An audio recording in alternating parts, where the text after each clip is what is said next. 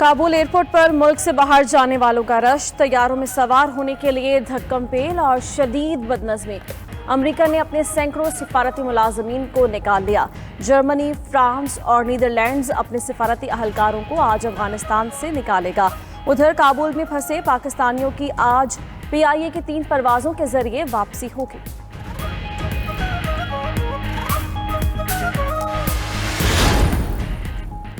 کابل میں خون ریزی روکنے کے لیے ملک چھوڑا، اشرف غنی کا کابل سے فرار ہونے کے بعد پہلا بیان۔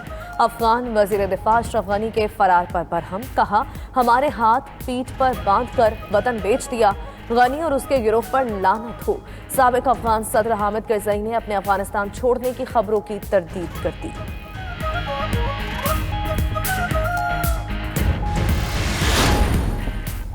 پاکستان میں موجود افغان سیاسی قیادت پر مشتمل وفد کی وزارت خارجہ آمد۔ وزیر خارجہ شاہ محمود قریشی نے وفد کا استقبال کیا۔ وزیر خارجہ سے ملاقات میں افغانستان کی بہتری اور امن استحکام کے لیے بات ہوگی۔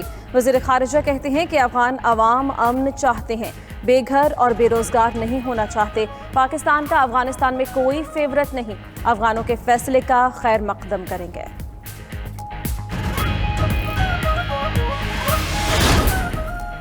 افغانستان کی صورتحال پر وزیر اعظم نے آج قومی سلامتی کمیٹی کا اجلاس طلب کر لیا۔ اعلیٰ سول اور عسکری حکام شریک ہوں گے۔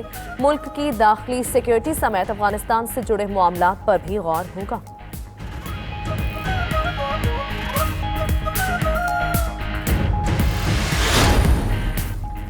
افغانستان کی صورتحال پر سلامتی کونسل کا ہنگامی اجلاس آج طلب۔ خبر ایجنسی کے مطابق اجلاس پاکستانی وقت کے مطابق شام 7 بجے ہوگا۔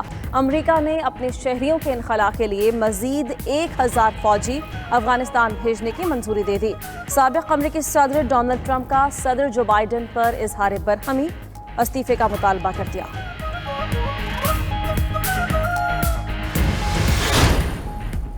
وزیر اعظم عمران خان نے ملک میں یکساں نصاب تعلیم کا اجرا کر دیا۔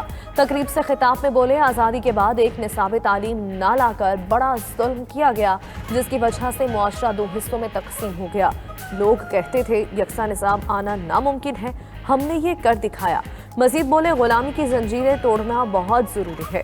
افغانستان سے ذہنی غلامی کی زنجیریں توڑی جا چکی۔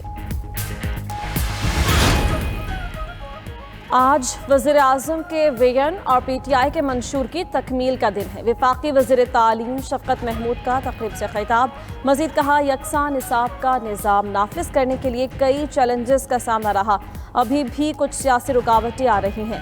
کوشش ہے سندھ میں بھی یہی نصاب نافذ ہو۔ ایک چھوٹا سا طبقہ تعلیم سے فائدہ اٹھا رہا تھا جو ناانصافی تھی۔ منی لانڈرنگ کیس میں شہباز شریف اور حمزہ شہباز کی عبوری ضمانت میں 4 ستمبر تک توسیع۔ لاہور کی بینکنگ کورٹ نے آئندہ سماعت پر تفتیشی آفیسر سے رپورٹ طلب کر لی۔ شہباز شریف رمضان شوگر ملز اور آشیانہ اقبال ہاؤسنگ کیس میں احتساب عدالت میں بھی پیش ہوئے۔ سماعت 16 ستمبر تک ملتوی۔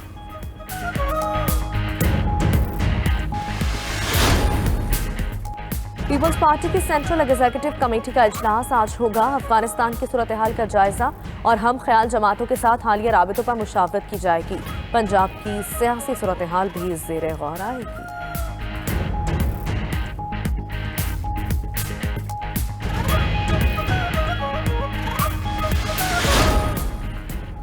جسٹس محمد علی مظہر نے سپریم کورٹ کے جج کے عہدے کا حلف اٹھا لیا۔ چیف جسٹس گلزار احمد نے جسٹس محمد علی مظہر سے حلف لیا۔ سپریم کورٹ میں 17 ججز کی تعداد پوری ہو گئی۔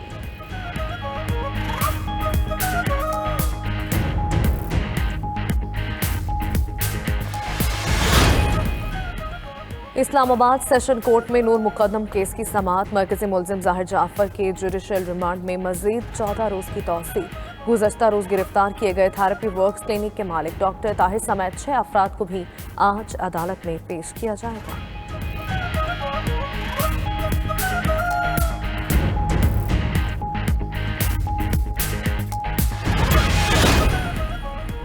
ایمرجنسی سروسز اکیڈمی ٹھوکر نیاز بیگ میں ریسکیو 1122 کی پاسنگ آؤٹ تقریب، وزیر اعلیٰ پنجاب عثمان بزدار اور وزیر اطلاعات خیبر پختونخوا کامران منگش کی شرکت۔ पेट का मुआयना किया।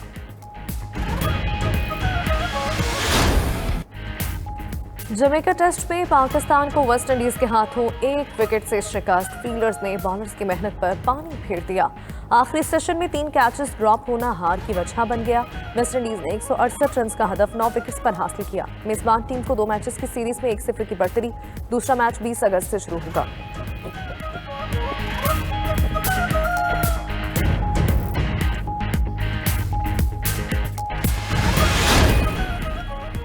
कश्मीर प्रीमियर लीग में ओवरसीज वॉरियर्स बाहर। पहला एलिमिनेटर मैच मीरपुर रॉयल्स ने जीत लिया। दूसरा एलिमिनेटर आज रावलाकोट हॉक्स और मीरपुर रॉयल्स के दरमियान खेला जाएगा। फातिह टीम फाइनल में मुजफ्फराबाद टाइगर्स के मद्दे मुकाबिल होगी।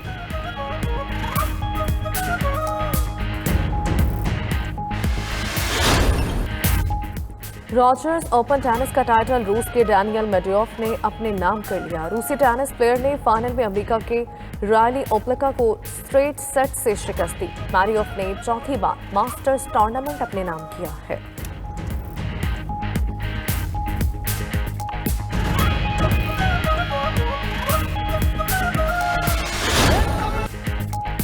और शहनशाह कव्वाली नुसरत फतेह अली खान को बिछड़े 24 बरस बीत गए। सुरों के बेताज बादशाह ने कव्वाली को नई जहत दी। गजल और गीत गायकी में शोहरत की बुलंदियों को छुआ। सूफी गुलकारी को भी नए अंदाज में पेश किया। नुसरत फतेह अली खान की कव्वालियां सुनने वालों पर आज भी वजद तारी हो जाता है। 150 साल पहले उन्होंने ये जो इंग्लिश मीडियम एजुकेशन लेके आए थे, इसका एक मकसद था, और वो मकसद ये था कि वो अंग्रेज ये चाहते थे, इतना बड़ा हिंदुस्तान था, उसमें हुकूमत करने के लिए वो लोग चाहते थे जो उनकी मदद करें इतने बड़े हिंदुस्तान के ऊपर हुकूमत करने की। और उनको उन्होंने ये क्लास बना दिया इंग्लिश मीडियम की, और उसका बड़ा क्लियर था कि ये होंगे हिंदुस्तानी, लेकिन हमारी तरह सोचेंगे, हमारी तरह बोलेंगे, हमारा कल्चर होगा उनका। और जब हम आजाद हुए तो जो सबसे बड़ा हमने अपने मुल्क पे जुल्म किया वो ये कि हमने एक निसाब नहीं लेके आए। और ये जो इंग्लिश मीडियम एजुकेशन है, इसको बजाय एक करिकुलम करने के, बल्कि तब तो बड़े कम इंग्लिश मीडियम स्कूल्स थे, आज ये हालात हुए कि इंग्लिश मीडियम स्कूल बढ़ गए। और वो जो क्लास जो हमने अपनी सोसाइटी में जो डिविजन्स थी, तकसीम थी, वो भी बढ़ गई। तो ये तो हमने अपनी आंखों में देखा है। मैंने जब एचएसएन कॉलेज से जब मैंने पहली दफा क्रिकेट एचएसएन कॉलेज से बाहर लाहौर की क्रिकेट टीम से जब मैंने मैच खेलना शुरू किया, तो जो मेरा कल्चर था और जो लाहौर की टीम का कल्चर था, वो ऐसे ही था जैसे कि मैं किसी और मुल्क से आया हूं। मेरे और उनके अंदर कनेक्शन कोई नहीं था, वो बिल्कुल मुख्तलिफ कल्चर था। और वो हमारा उनसे कोई इतना मुख्तलिफ कल्चर था कि उनसे कोई दोस्ती भी नहीं हो सकती थी। तो कहने का मकसद ये है कि ये एक मुल्क, कोई मुल्क ऐसे अपने ये नहीं करता कि अपने मुल्क में तकसीम कर दे। एक तरफ इंग्लिश मीडियम एजुकेशन, जो मैंने आखिरी दफा देखा था, तकरीबन 8 लाख बच्चे इंग्लिश मीडियम स्कूलों में जाते हैं। दूसरी तरफ उर्दू मीडियम, 3.25 करोड़ बच्चे इंग्लिश मीडियम में जाते हैं। और दीनी मदरसों में 26 लाख बच्चे जाते हैं, 25 लाख बच्चे। तीनों के मुख्तलिफ, उनकी सोच मुख्तलिफ है, उनका कल्चर मुख्तलिफ है। जिस तरह के वो 3 मुख्तलिफ मुल्कों में मुख्तलिफ कौमें बन रही हैं। लिहाजा ये तब से मेरी सोच थी कि जब हमें मौका मिले हम ये एक करिकुलम लेके आएंगे, ताकि एक कौम बनेगी।